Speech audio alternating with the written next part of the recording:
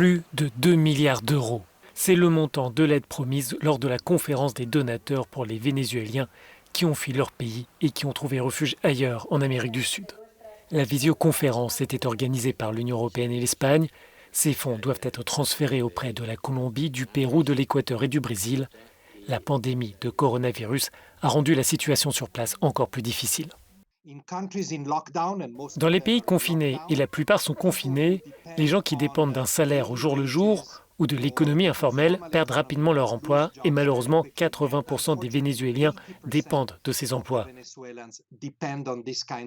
Ils sont donc profondément touchés par cet impact économique et les services, les villes, les régions qui les accueillent sont bien souvent pauvres et affectés de la même façon.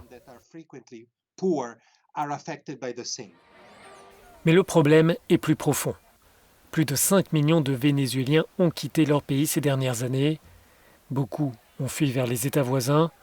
Sur place, les services sociaux ont atteint leurs limites.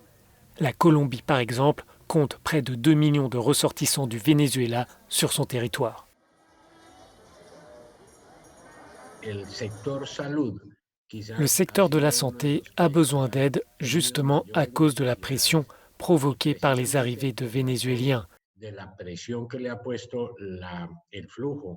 Nous avons un déficit de 257 millions de dollars et nous ne parlons pas des dépenses pour l'éducation.